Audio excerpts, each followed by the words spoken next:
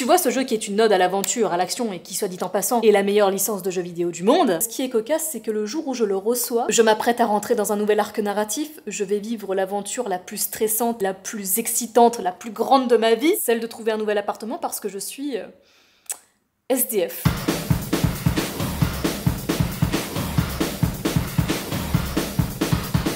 Ça peut paraître putaclic, mais je suis bien effectivement sans domicile fixe. J'ai un toit au-dessus de ma tête, je vis actuellement chez des amis, le temps de trouver quelque chose. Et ouais, ça fait 2 semaines que je phase. C'est pas une situation très confortable, quoi. Sauf que premièrement, je suis vraiment tombée dans la pire période pour chercher parce que y a rien. Et là, je sais très bien ce que tu vas me dire. Mais Julie, mais pourquoi tu veux vivre sur Paris et pas en province parce que c'est moins cher, gna gna gna. Ta gueule. Et oui, je sais que ça coûte cher. Je sais que les loyers coûtent plus de 800 maxi best of Big Mac. Mais pourquoi Paris? Paris, c'est la ville où je peux être moi et où personne n'en a rien à foutre. Paris, c'est la ville où tu croises des gens et que tu ne recroiseras jamais. Paris, c'est la ville où le tout et le rien s'entrechoquent. Paris, c'est la diversité, des noms de rues qui n'ont pas de sens. La rue de Saussure. Des salons de massage très douteux aussi. C'est ici que se passent les happy endings. Paris, c'est du bruit et je suis une angoissée du silence.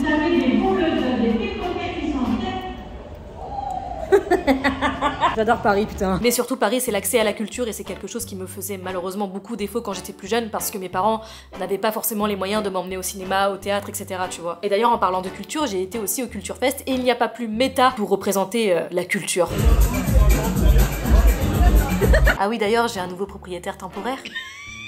Mais c'est quoi cette position là? Je vous présente mon propriétaire. Ça fait 2 semaines que je prends des antihistaminiques. Sans doute, tu m'avais pas dit que t'avais une boîte de pharmaceutique. Bon, c'est pas le tout, je vais m'habiller autrement parce que disons que ma tenue n'est pas très corpo avec la ville de Paris. Outfit of the day pour aller chercher mes colis dans le 9ème.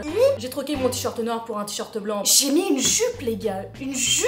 La Julie, elle a changé. Une paire de d'écrase-burnes. Il faut un permis poids lourd pour les porter. Et une petite casquette quand on a les cheveux gras. Je pense que là, on est corpo.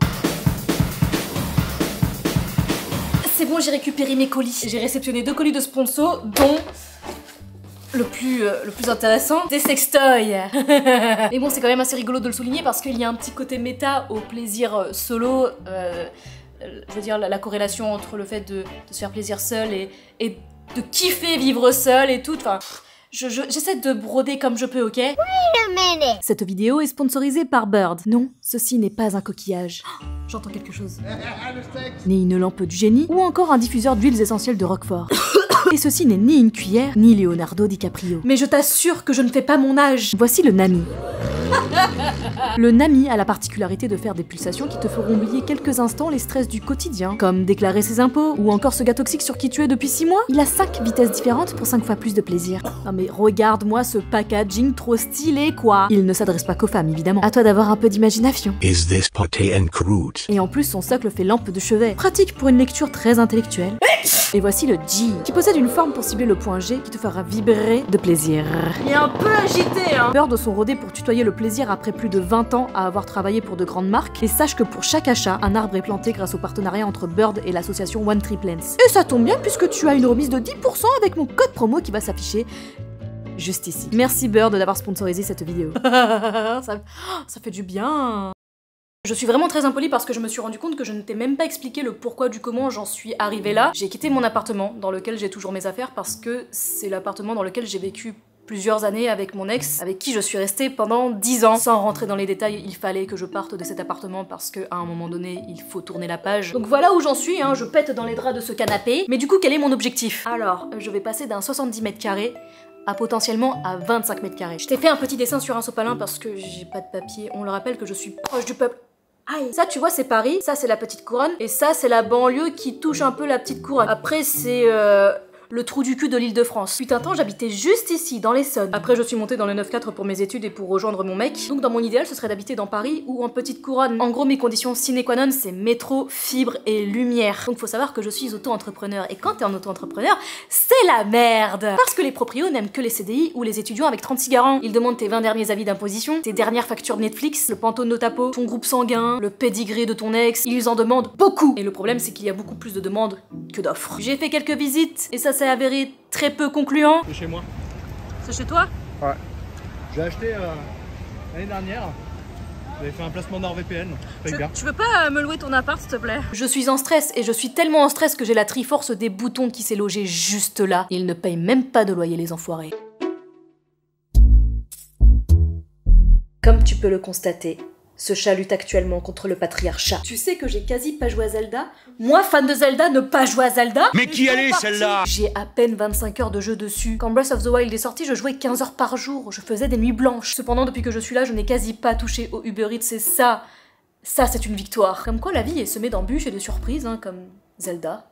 Les gars, j'ai été investi d'une mission. J'ai appris l'existence du plus gros éclair au chocolat de Paris. Et moi, en étant fan de pâte à choux, je ne peux l'ignorer. On en fait des caisses sur les meilleures pâtisseries, les meilleurs éclairs, mais est-ce qu'on en parle des plus grosses pâtisseries? À défaut de trouver un appart, on va aller chercher cet éclair. Outfit of the day pour aller chercher le gros éclair. Au noir de circonstance parce qu'on va aller manger du chocolat. Il est frise gougoute celui-là. Pantalon qui me sert de pyjama de temps en temps et qui me fait un cul. Encore des chaussettes des Galeries Lafayette et des nouvelles balances. Et aussi ma super casquette Ralph Wiggum. C'est parti, c'est partout pour aller voir le gros éclair là. Mais c'est vraiment un bras quoi. Regardez la taille des tartes à côté. Ça c'est ce que j'appelle un big black cake. Everything reminds me of him. Très gros kiki. Bon, je vais m'en couper une petite part et je pense qu'il n'y a pas meilleur moment pour parler de relations amoureuses en mangeant cet énorme éclair. Attends, je vais te taper un croc dedans parce que là il a l'air vraiment bon. Moi je pense que c'est quand même une bonne occasion de parler de relations parce que maintenant je pense que ce n'est plus un secret que je suis célibataire, hein. J'ai toujours esquivé le sujet parce que vas-y ça regarde personne, donc je vais vraiment aborder ce sujet là avec des pincettes ou un attrape-testicule si tu préfères. J'ai testé Tinder dernièrement, c'est au moins la 4e ou la 5e fois que j'installe et que je désinstalle l'appli parce que je me suis rendu compte qu'il fallait sortir de chez soi, qu'il fallait entamer des conversations et ça m'emmerde. D'ailleurs ça m'est arrivé de faire sauter mon compte sur d'autres applis mais c'est gentil hein de faire attention mais il se peut que c'était moi, voilà. Jamais de la vie je ne montrerai mon couple.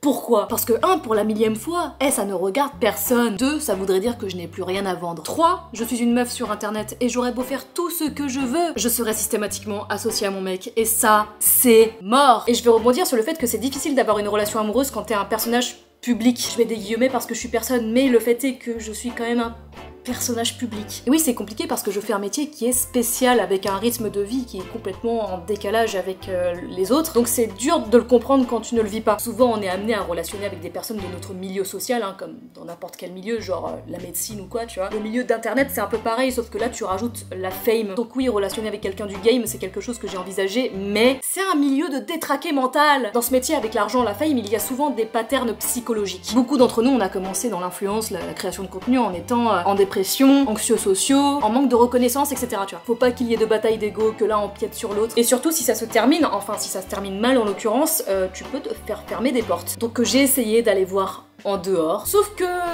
c'est compliqué. Il y a ce mec qui te reconnaît et il y a ce mec qui fait semblant de ne pas te connaître. Et ça, c'est très cringe. Mais quand je me suis mise sur les applis de rencontre, je suis vraiment partie dans l'idée que je voulais relationner avec quelqu'un qui ne me connaît pas, mais qui connaît un minimum internet, qui s'y intéresse, etc. Parce que sinon ça crée une distance mentale et sur le long terme c'est pas ouf. Mon ex avec qui je suis restée 10 ans, il connaît internet, il était là quand j'ai commencé, donc il comprenait. C'est là que je me dis mais putain ça va être dur de retrouver cet équilibre. Moi maintenant je cherche pas, hein. Moi j'ai tendance à penser que plus tu cherches, moins tu trouves. J'ai un éclair au chocolat, j'ai un chat, j'ai Zelda, j'ai fucking Zelda, j'ai une amie avec moi, donc que demander de plus en fait?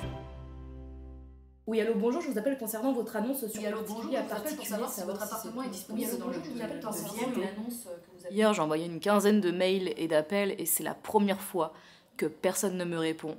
Et je commence un peu à désespérer. Il y a Chechounet qui m'a envoyé un message qui m'a fait énormément rire. Bonjour, ce message s'adresse aux propriétaires qui louent l'appartement. C'est juste pour vous dire que nous, les youtubeurs, on est très riches, d'accord? Donc tu vas louer ton putain d'appartement, ok? Parce que sinon, moi, je le rachète, ok? Je le rachète et je tapisse les murs de chiasse, ok? Peut-être que t'as demandé ta femme en mariage dans cet appartement, je vais chier dedans, d'accord? Je vais chier partout, je vais tapisser les murs de chiasse. T'as compris ou quoi? Cordialement, louez cet appartement, s'il vous plaît, merci. Bonne journée.